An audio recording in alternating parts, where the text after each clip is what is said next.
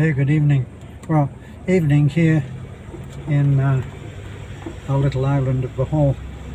I'm just about to go into Bohol, into Taliban. I'm already in Bohol, see you in a moment, okay? But anyway, we've had a very busy few weeks where, even for us, we're not bragging, we should be taking it a lot easier, but we're not managing to do that so far because once you start to help, then people start to ask you to help, and what could make more sense than that? So I thought I'd pop into Taliban. I can go and have a cup of coffee at PP Coffees, and I'll be able to have a piece of cheesecake, which I'm already a self-confessed addict on cheesecake, and PP Coffee make the best cheesecake. In fact, I think it's quite possible that they make the only cheesecake. And I pay $2 for a piece of cheesecake, which is a short trip to heaven for me. So that's what I'm going to do. So I'm actually in the truck. I'm closing the windows so that I'll have a nice quiet environment. So I have to say a quick little shout for Ford and their Raptor, which I absolutely love. I've had it now for almost 3 years. I remember that I got it near my birthday, and it's coming up to my birthday again this year in July. Okay, so I'm always open, of course, to receiving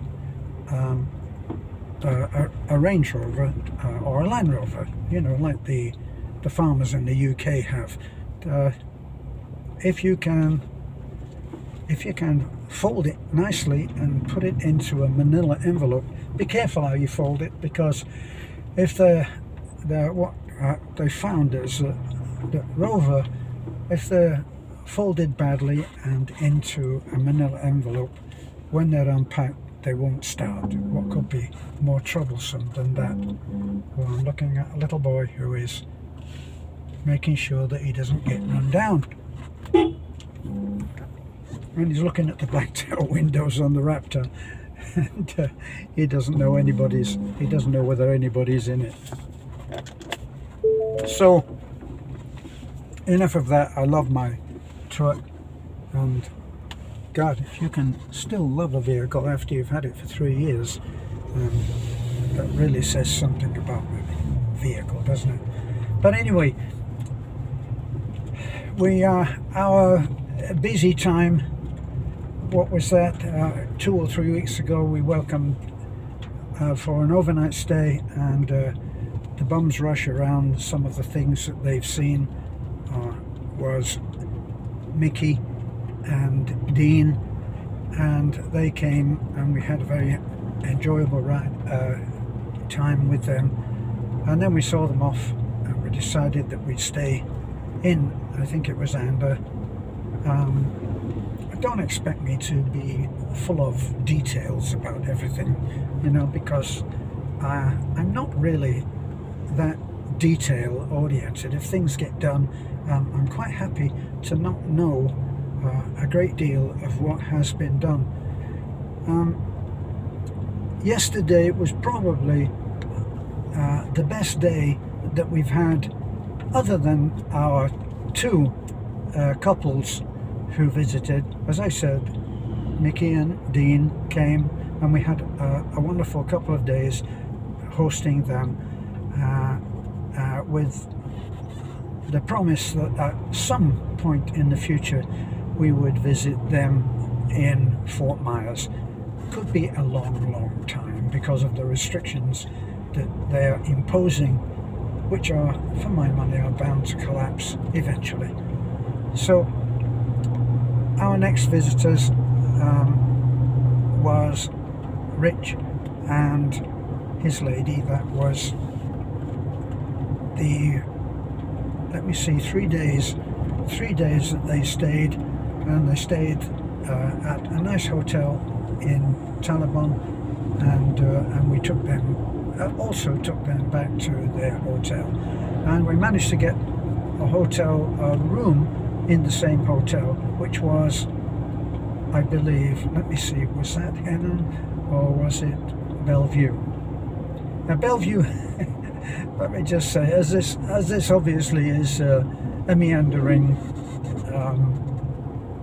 it's a meandering thing, so I'm just going to waffle around and tell you whatever I feel, whatever crops up in my mind. But Bellevue is an incredible resort, hotel resort, and the way that we arrived at Bellevue for the first time, which was totally out of our price range, was because we were lost and trying to find our way home. We were looking for a particular resort that Beth particularly wanted to be in for some reason or other. As I say, one of the things that I'm not really that interested in knowing all of the details. So we were looking for this particular resort, and we got lost. We went past the airport. I'm not quite sure whether it was 2 or 3 times. It was agony because it was late at night, and let me see, Panglao, they don't have any street lights, so it really is blacked out, and the later that you get, the more likely it is that you're going to be even more blacked out. So reached a point where I said to Beth, I'm not driving anymore, and whatever the next resort is, I don't care how much it costs, but we're going there. And then for some reason the powers I'd like to think divine intervention came to our rescue, or was it to our damnation? Not quite sure, but we turned in when we saw the Bellevue. Had no idea what it was about, but it's quite expensive. It was expensive for us. We've stayed there several times as our fortunes increase, but it was a big hit at the time. We arrived there, and I drove into the little place, a little circle that you go to get unloaded, and I said to Beth, actually I think it might have been Henan, but another senior moment, forgive me, and I said, just need to go in and see it, how much it is. But in the time that it took for her to go in and see how much it is, I was at the end of my tether.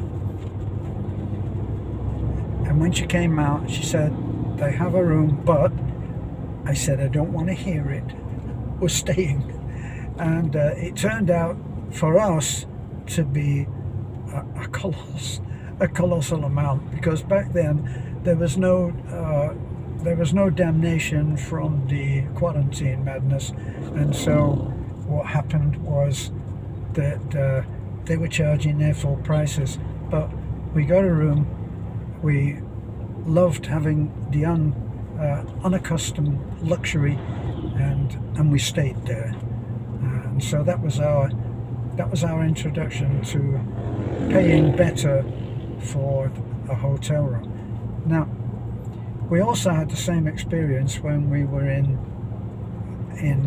Manila. And when we were in Manila, we went and stayed at the Marco Polo. I think it's Marco Polo. See another detail. But we stayed at the Marco Polo, I believe, and everything was so perfect that even though I'd gulped and swallowed hard when I was told what it was going to cost. I actually said to Beth, I don't know how they can do it for this price, because when we went to eat in this incredible restaurant with just incredible food, everything that you can think of. Now, our real introduction to being in an expensive hotel was when our friends Roger and his wife, they actually invited us to stay at the, oh God, what was that name? The waterfront, right? So the waterfront was an expensive. Now there, we were just, it was such an incredible gift that we got from Roger and Bing, that it was above anything that we'd ever had. They'd gone to great lengths to make sure that we were very welcome, and we stayed in the executive suite, which I really felt like someone out of the Beverly Hillbillies walking into their house when it was stratospherically over what they'd ever experienced in their life. I think they'd put rose petals on the bed, and there was it was, as I said, it was a suite, and there was a table laid out with a huge basket bowl full of mixed fruit. It really was incredible, and we never forgot that. Roger and Bing, if you're watching now, we've never forgotten that. It was such an incredible gift. And we went there, the restaurant on the waterfront, which is right opposite the airport. The restaurant is really above anything that I've ever experienced. You know, I've actually played in some British, as a pro musician. I played in a lot of, like, the Hilton. I played in the Hilton regularly with the big band that I was in. It got quite prestigious gigs. So I played in some really fabulous places. The Hilton. I played in, let me see, the Grosvenor Hotel, Grosvenor Square Hotel, which is on Park Lane. Hilton's on Park Lane in London. I played in Quaglino's. I played in lots of other places which were prestigious. I played at the Savoy. I remember my memories of the Savoy was that the band leader, we had a uniform, and the uniform, because I was a lead singer, I was allowed a different jacket, but I still had white trousers, flared trousers, by the way. That's how old it is. But we played at the Savoy, and the thing was that the next night was going to be a night where it was a very big gig, forgotten that little detail, and the opposing big band, this was the Ray McVeigh Orchestra and Singers, a very grand name for just a working band of musicians, right? We covered all of the top 40 was the thing. So we did all of the gigs, like weddings, bar mitzvahs. We actually played at the Miss Universe. We always played, it seemed to me, we always played at the Miss Universe ball after the winner has been picked. So we played some prestigious gigs, but back to the Savoy, because it was it was a departure from common sense or good sense that you wouldn't believe in a thinking man. But as I said, it was Ray McVeigh, the orchestra and singers, and the band had white shoes. So white shoes, and on a good day with the wind behind us, white socks, not black socks, white socks, and white trousers. And then the band leader provided a blue jacket.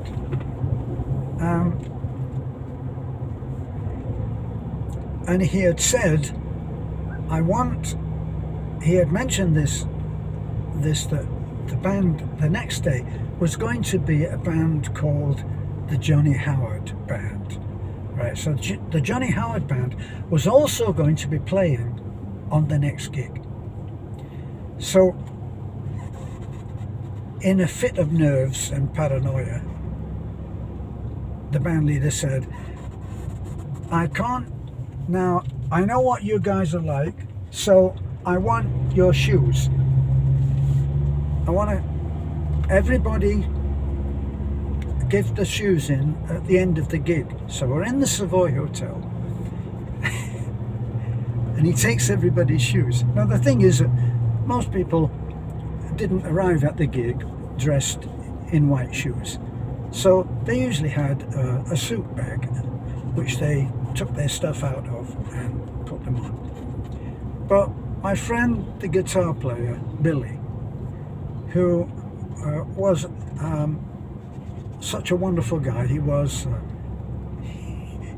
the guitar player, and his name was Billy Ball, and whenever anything went wrong, which things often did, he and I would look over at each other and we would try to suppress the laughter.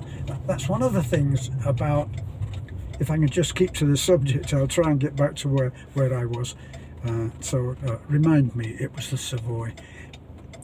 Billy and I used to laugh at the same things, and these things would be experiences which happen to all bands that are on the road, which you might be forgiven for thinking is such a wonderful life, because it deals with the subject of admiration. And that's why the whole thing about being entertained is about admiration. People do it because when they're on stage they're being admired. Well, things do go wrong, and if I can remember to come back to this, I must tell you of some of the other things that have gone wrong in the gigs that I've done with some of the big bands. But back to Ray McVeigh, the Battle of the Bands. Ray McVeigh was nervous about the band looking absolutely right, so he insisted that everybody hand their shoes in.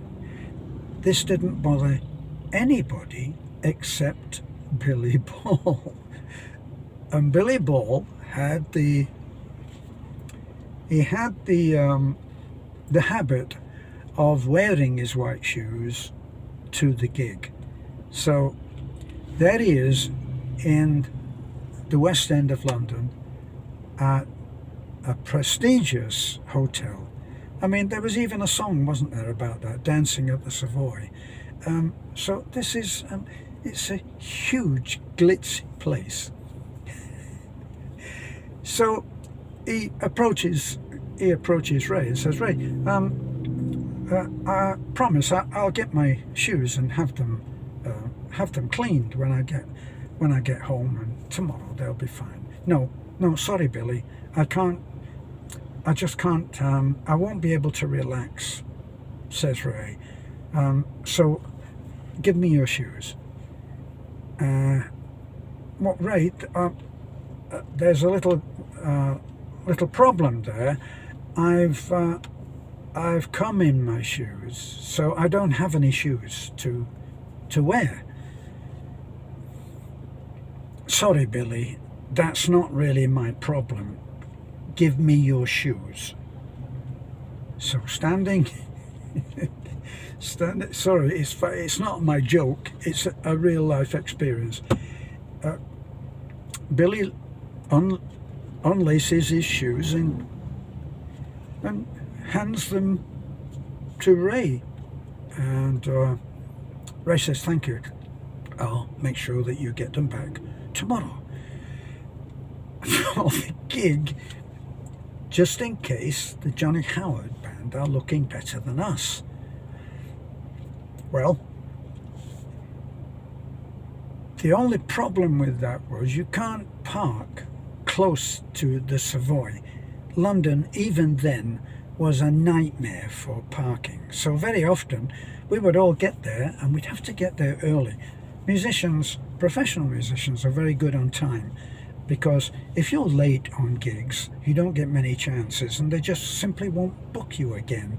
Or if you're in a regular band, you'll get fired. So you have more chance of staying employed if you're in a regular gig, but it won't go on forever, and you will be asked politely to not show up anymore, white shoes or not. So Billy is standing there in what my mother would have called his stockinged feet, wondering what to do. So here's the picture. He walks out of the Savoy Hotel in his stocking feet, carrying his guitar, in a bow tie and shirt, and a blue jacket, and white trousers, and no shoes. And he walks to his car, which is parked several minutes away on the embankment. And of course, I suppose the happy ending to the story is that he made it to his car, and the next day he received his cleaned white shoes. Band leaders, I've got to tell you, band leaders are not known for, what can I say? They're not known for always for being sane. So it is quite possible that that this kind of behaviour is not unusual. I remember that my impression of band leaders generally is that they're businessmen. They're not first and foremost, not the working musicians. Band leader they're not actually great musicians. Now obviously you've got great musicians who are in charge of bands, but they're not that's not the run of the mill. Johnny Dankworth was an incredible sax player with perfect pitch, and was to be highly respected. But I don't think that he had a band that was like Ray McVeigh's, which was on the road all the time. Sometimes we never got a night off for 6 weeks. So, and that was dashing about the country in a bus, in a coach. So one of the things that he was famous for was that he got a ticket for speeding.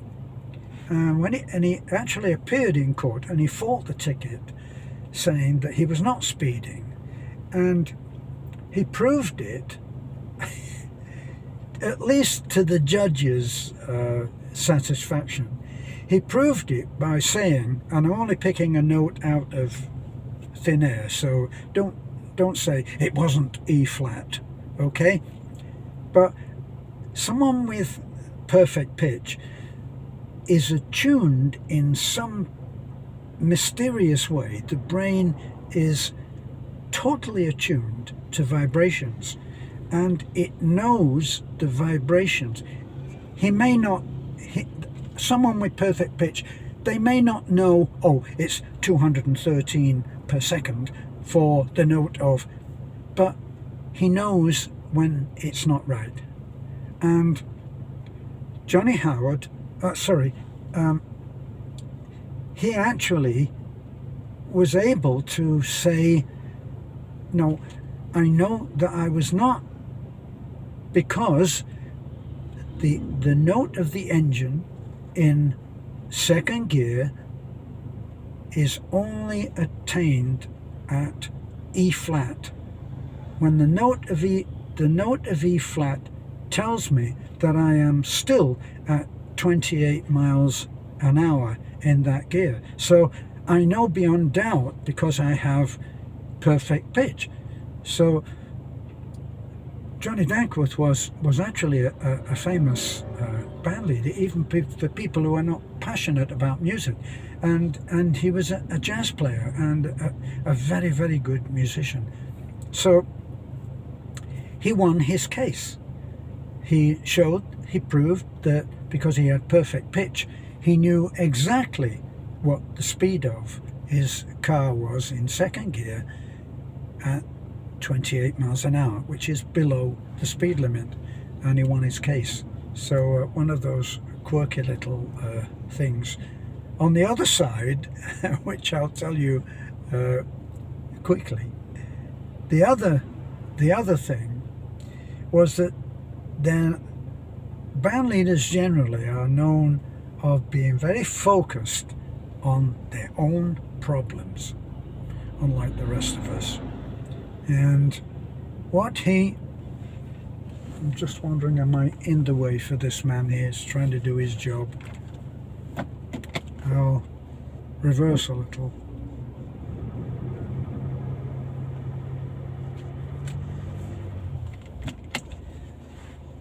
So I worked for, I think about 2 years, I worked with Miller, the Miller Men. And the band leader, Miller himself, was very much attuned to his own problems. And we used to laugh at this. Musicians have a very black sense of humour. It's one of where they're not victims, but yet they know that they get the thin end of the the thin end of the wedge. So the one particular time was we were going to a gig, and there was an accident. So some of the guys had gone in a car, and when they got there, they said, "Oh, I think that this actually might have been Ray McVeigh." There's so many of these. There's so many of these little stories. We had actually gone, and when we got there, one of the other cars had an accident, and the lead trumpet player had been, no, it was, forgive me, I'm waffling on here, but it's a long time ago, is my excuse. I'm pleading insanity, okay? But it was the Bob Miller Band, because I can remember some of the people, the names, talking to Bob Miller and saying, "Bob, one of the other cars, we had an accident, and the lead trumpet has been taken to hospital." And the band leader and Bob Miller said, "Everything happens to me because it's the lead trumpet player, and we need the lead trumpet player to do the gig. So yes, everything happens to me." The other one was Ray McVeigh, which I'm sure it had to be one of the two. There's an accident again, and I think it may be that same incident, because one of the guys said, "Ray, what about his wife?" So it must have been Bob said, "What, does she play trumpet?" I hope you've got that. The trumpet player is in an accident and has gone to hospital, and we have no lead trumpet. So someone with regard for the man's family says, "What about Ray? What about his wife?" And the big-hearted band leader said, "What, does she play trumpet?" Thinking of himself. So I'm actually parked at the side of the road now because I wanted to finish my story before I got into the madhouse, which is presently Taliban. And thank you for those who have been saying that they'd like to listen to my old man wafflings, meanderings, and I'll do some more. Thanks a lot. Bye.